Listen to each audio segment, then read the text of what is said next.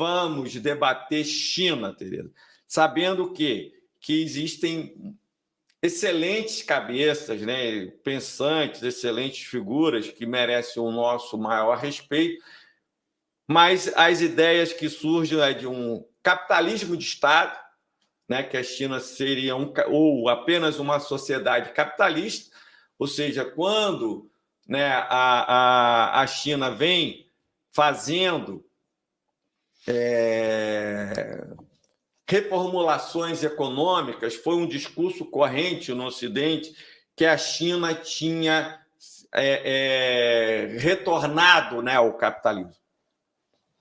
Isso aí, quando se começam, né, a chamada abertura política da China, a mudanças econômicas, de paradigmas econômicos, a visão corrente no Ocidente é que a China, inclusive, tinha se tornado um capitalismo até para muitos voraz, né? Com estratégias neoliberais, com jornadas de trabalho extensas, com exploração da mão de obra para fazer a sua revolução industrial. Então, tinham essas teses, né, sobre a China, que teria feito esse cavalo de pau, né, ou seja, de uma revolução socialista ali em 59. Né, temos que falar um pouco, brevemente, né, sobre a história da China. É um país, né, de uma cultura milenar, né, onde você tem ali uma burocracia altamente qualificada, né, historicamente. Se você for pegar na história, você vai ver ali que o Oriente tem um predomínio, né, sobre o Ocidente a partir, né, da Revolução Industrial, né, com o emprego da máquina a vapor ali pela Inglaterra, né, que o Ocidente vem despontando esse predomínio na história da humanidade. Mas se você pegar aí de 5.000 anos de história da humanidade, os estudiosos do assunto, você vai pegar que tem 4.000 anos de predomínio, né, do Oriente e apenas 1.000 anos de predomínio do Ocidente em todo esse percurso aí da história da humanidade. Então, é uma civilização que tem... sabemos que tem muitos questionamentos, né, sobre esse termo civilização, mas vamos usar isso, né, no seu conceito histórico. Sabemos que é uma civilização milenar e que sempre teve uma burocracia muito qualificada ali, ou seja, sempre as pessoas que exerceram o governo na China sempre foram muito bem preparados para ali o exercício ali dessas atividades dirigentes, a ponto de que figuras como Donald Trump, Bolsonaro, né? Se as pessoas estudiosas diriam que jamais figuras como essa ascenderiam ao governo chinês, né? Na medida que eles primam exatamente pelas pessoas mais qualificadas, né, para o exercício aí dessas posições de comando, né?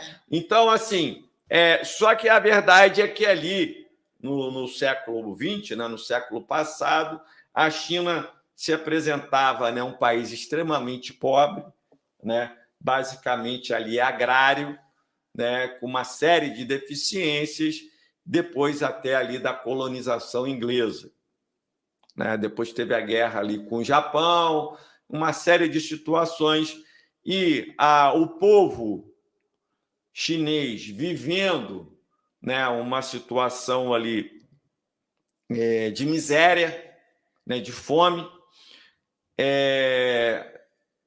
tendo uma realidade muito comum nesses países da periferia do capitalismo. Qual é a realidade concreta, Tereza? A realidade é que essas burguesias não vão fazer nenhum processo desses países aí da periferia do sistema, não tem como vocação fazer as reformas estruturais para o desenvolvimento desses países. Não estão interessadas em fazer aquilo que poderia ser uma tarefa histórica, por exemplo, realizada pela burguesia na França, da própria Inglaterra, a burguesia estadunidense, né? Que ali na Guerra de Secessão, ali daquela luta do Norte e do Sul, venceu as forças progressistas, fez reforma agrária, levou o país para reformas no sentido de desenvolver o país enquanto nação, enquanto projeto de um país, de uma potência que vai disputar, uma potência imperialista que vai disputar a hegemonia no mundo. Então, nesses países mais atrasados, né, uma avaliação que se tem, como China, Brasil, América do Sul, África, essas burguesias não vão fazer isso. Ou a classe trabalhadora, né, a classe proletária, se conscientiza para agir de uma maneira política mais ativa e fazer essas transformações que a sociedade precisa, ou isso não vai ocorrer. Então, você pega ali como era a realidade da Rússia, né, no início do século passado, né, era uma sociedade ainda extremamente atrasada ali, onde mandava ali o czar, né, um Estado ainda absolutista, né, nem tinha ocorrido ainda a Revolução Burguesa, como tinha ocorrido na França, né? Você vê que tem a Revolução Burguesa em fevereiro de 2017 com Kerensky e logo em seguida tem a Revolução do Proletariado com a liderança de Lenin, ele invocando a palavra de ordem, né, todos poder aos soviets. Então, a realidade é essa. A China é um país extremamente atrasado, tem uma liderança lá como Mao Tse-tung, né, como era falado antigamente, hoje se fala Mao Zedong, né, Mao Zedong, e você tem aí, mas eu vou ficar no termo antigo, né, que nós fomos acostumados aqui no Ocidente a falar Mao Tse-tung, né? E para não gerar uma divergência de nomenclatura, porque às vezes a pessoa fala Mao Zedong, mas as pessoas muitas vezes não sabem nem de quem está se falando, né? Então vamos usar aí o mais, vamos dizer assim, o que é mais utilizado, né? Mao Tse-tung. E salvo aí se algum espectador for perito, né, em chinês, para passar para a gente qual é a pronúncia correta, né? Sempre bom também falar o nome correto, né? Então aí você tem que entender que surge essa liderança, né? E lá com uma série de peculiaridades que lá ele compreende, né, a realidade do país, tal como fez o Lenin, e lá ele colocou a classe revolucionária como campesinato, né? Lenin coloca ali, né, no símbolo do Partido Comunista, que é a foice e o martelo, né, o martelo do operário e a foice do camponês, essa aliança. Lá Mao Tse-tung coloca, né, o camponês como uma classe revolucionária. Lá na China, sim, que a classe revolucionária seriam os camponeses. Então, a classe revolucionária é aquela que está disposta, né, a fazer uma transformação num país, que está disposta a liderar um processo de transformação num país, que se conscientiza, né, Tereza? Sim. Para fazer uma mudança, né? Identifica contradições no seio daquela sociedade e desponta como uma classe com aspirações revolucionárias, né? Ou seja, de anseio de toda uma sociedade. Conseguem êxito aí num processo revolucionário. Depois, a China vence uma guerra, né, contra o Japão, tem a anexação ali do Tibete, né, e posteriormente faz ali a Revolução Cultural, né, onde passa a debater novos conceitos, né, porque uma coisa que está colocada, né, Tereza, que não é porque se fez uma revolução, como se muitos idealistas, né, e sonhadores da melhor qualidade, é a questão de um novo homem, né? Só que esse novo homem não vai surgir porque se fez uma revolução, ainda que se tenha aquela empolgação, né? Ou seja, a cultura floresça, as aspirações humanas floresçam, mas a verdade é que, basicamente, um processo revolucionário é feito ali por uma liderança e um conjunto de pessoas que seguem aquela liderança, mas, no fundamental, é a sociedade civil com os mesmos vícios, com os mesmos elementos culturais, os mesmos padrões de comportamento, né? Aquilo que é a praxe. Né? Até por isso até que se fala, né, Tereza, que a esquerda a política é igual ao violino, né? Você pega com a esquerda e toca com a direita, porque ainda que você tenha ali um governo de esquerda, né, ele vai pegar ali uma estrutura burocrática ali toda montada, né, e você mudar isso, né? Para a pessoa aqui de casa entender o que a gente está falando, vamos supor que você chegue na casa de uma amiga sua para governar ali aquela casa. Existe toda uma rotina ali. É mais provável que você se adeque àquela rotina do que você imponha uma nova rotina ali, porque as coisas já estão ali tudo estruturadas para funcionar de um jeito. É muito difícil. Né? Se numa casa que seria mais difícil introduzir uma nova rotina, você vê que é muito difícil. Imagina no Estado. Imagina num país, né? Todas as estruturas já na própria China, né? Bilhões de pessoas, né? Hoje a China tem 1,4 bilhão de seres humanos, né, morando na China. Então não é fácil você começar do zero, né, uma nova sociedade. Você vai começar do que já existe. E aí já vem várias questões ali. Então a verdade é que a China passou por muitas dificuldades, né? Sim. Muita fome, né? Muita miséria. E a China fez uma aposta diferente do socialismo soviético, né? Seguiu aí caminhos diferentes, tanto que eles falam lá socialismo chinês, modelo chinês, que hoje eles denominam de socialismo de mercado. É bem diferente, né, da Rússia. A União Soviética partiu para essa questão da estatização. Exatamente. Estatizou, né? Tudo. E de uma burocracia, né, altamente poderosa e com uma série, né, de privilégios e Verdade. um domínio ali sobre a política, a questão do partido único, né, que era o Partido Comunista Soviético, em alguns períodos ali, como no período de Stalin, né, principalmente, com uma maneira autoritária, vamos dizer assim, contra os opositores, né, não permitindo aí nenhum tipo de divergência ali no comando ali do Partido Comunista Soviético.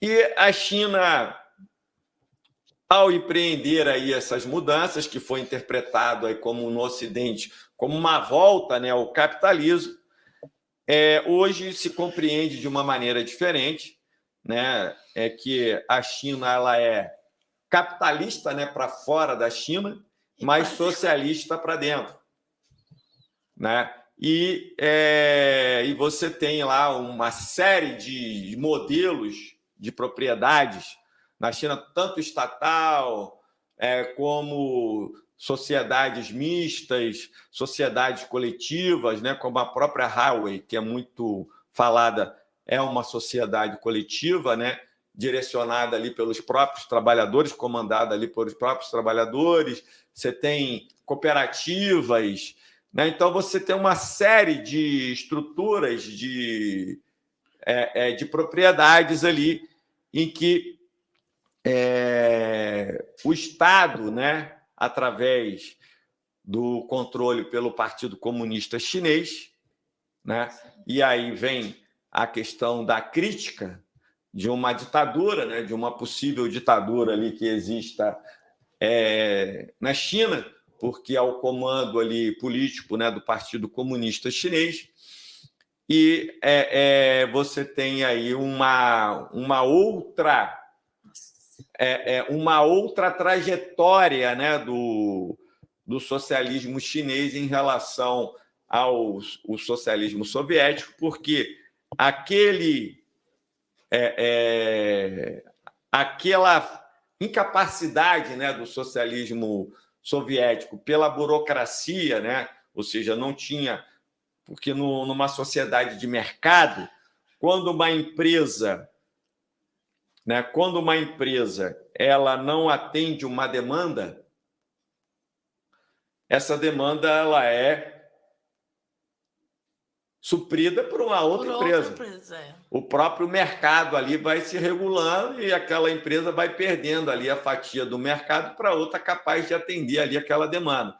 No Estado soviético, né, se a empresa ali só tem ali uma empresa do Estado, estatal, às vezes contaminada ali por uma burocracia ineficiente, ela não é capaz ali de atender aquela demanda, né? Aquela demanda fica sem ser atendida. E aí começa a comprometer toda a produção, né? Só para finalizar aí, comprometer tudo e mais ainda, aí o socialismo da China ele fez a opção não pela socialização da miséria, mas pela socialização da riqueza, que é, né, a base, né, do pensamento marxista, que ele não era anticapitalista, marxista, o Marx. Aí você vai falar na obra marxiana, né, o que Marx fez, e no marxismo, que são as interpretações que cada um dá ali. Mas se você pegar na obra marxiana, que foi produzido, escrito por Marx, segundo aí a gente tem um contato, você vê que ele não era anticapitalista, ele era comunista. Socialista e comunista. Ele não tinha medo de se dizer comunista. Muito pelo contrário. E ele entendia o capitalismo, porque muitas vezes a pessoa pode se dizer anticapitalista para não se, por vergonha ou por receio ou por medo de não se assumir como comunista ou como socialista, né? É menos, talvez, mas não diz muita coisa, né? Menos dramático, né? É porque você é apenas contra uma coisa, mas você não afirma outra. Não ajuda muito a pessoa a dizer que ela é anticapitalista. Sim, mas você propõe o quê? O que você defende? É uma forma de ficar ali em cima do muro, né? E o Marx ele não era anticapitalista, a bem da verdade.